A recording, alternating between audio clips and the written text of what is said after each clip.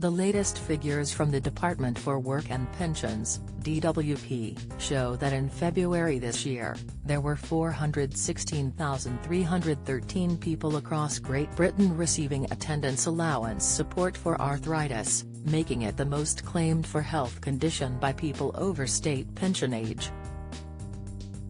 More than 37,500 older people in Scotland are receiving either £68.10 or £101.75 each week in extra financial support, along with more than 1,100 living abroad.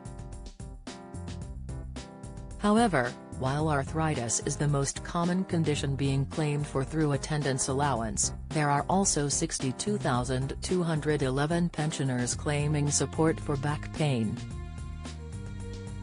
Back pain, particularly lower back pain, is very common. It usually improves within a few weeks but can sometimes last longer or keep coming back. In the UK, some 2.5 million people experience back pain every day of the year, and many may not be aware they could be entitled to financial support to help with any extra costs the condition causes. People claiming attendance allowance for back pain. The number of people claiming attendance allowance for back pain in February 2023, Scotland, 5,170 England, 52,843 Wales, 3,998 living abroad, 195 Great Britain, 62,211. There are nearly 1.5 million older people claiming attendance allowance across Great Britain, including 129,641 living in Scotland. Many more people may be entitled to attendance allowance but simply do not know enough about it to make a claim. Below is an overview of what you should know about the benefit, including how to start your application. Full details about claiming attendance allowance can be found on the Gov.uk website here. What is attendance allowance? Attendance allowance helps with extra costs if you have a physical or mental disability or illness severe enough that makes it hard for you to look after yourself. It does not cover mobility needs. You do not need to have someone caring for you in order to claim. Who can make a claim? You should consider applying for attendance allowance if you have a disability or illness and need help or supervision throughout the day or at times during the night, even if you do not currently get that help. This might include help with your personal care, for example getting dressed, eating or drinking, getting in and out of bed, bathing or showering and going to the toilet. Help to stay safe. You should also consider applying if you have difficulties with personal tasks. For example, if they take you a long time, you experience pain or you need physical help, like a chair to lean on. Attendance allowance is not just for people with a physical disability or illness. You should also consider claiming if you need help or supervision throughout the day or night and have a mental health condition, learning difficulties, a sensory condition. If you are deaf or blind, how much could I get on attendance allowance? You could get either £68.10 or £101.75 a week, depending on the level of care you need because of your condition, which is paid every 4 weeks and works out at £272.40 and £407 respectively. You can spend the money however you like and it could help you stay independent in your own home for longer. This might include paying for taxis, helping towards bills, paying for a cleaner or gardener. Can I claim even if I have savings and other income? Yes.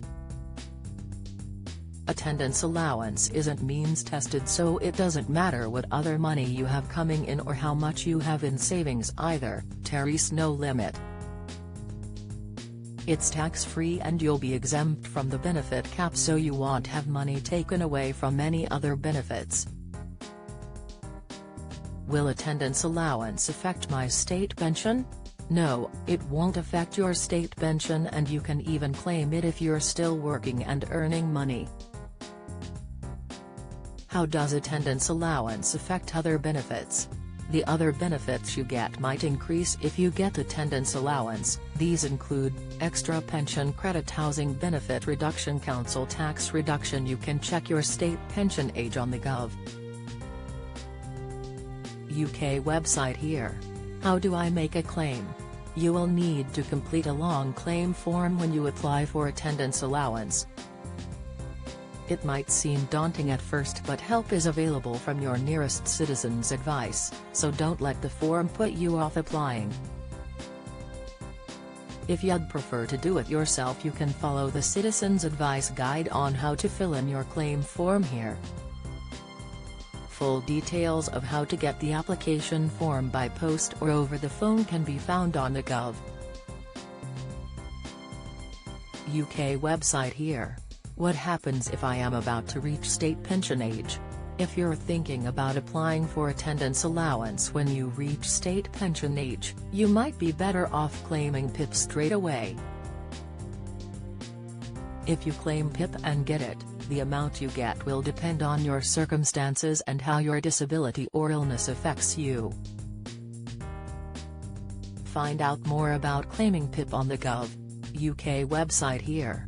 Get the latest record money news. Join the conversation on our Money Saving Scotland Facebook group for energy and money saving tips, the latest benefits news, consumer help and advice on coping with the cost of living crisis. Sign up to our Record Money newsletter and get the top stories sent to your inbox daily from Monday to Friday, including a special cost of living edition on a Thursday. Sign up here. You can also follow us on X, formerly Twitter, at @recordmoney_ for regular updates throughout the day. Who cannot claim attendance allowance? You won't be able to get attendance allowance if you already get PIP or DLA to pay for your care. If you apply for attendance allowance while getting DLA, the DWP will usually reassess your DLA award instead. You can renew your PIP or DLA when the existing award ends, as long as you still meet the eligibility criteria. If your renewal is unsuccessful, you can apply for attendance allowance instead. Find out more about attendance allowance on the Gov. UK website here. Join the Daily Records WhatsApp community here and get the latest news sent straight to your messages.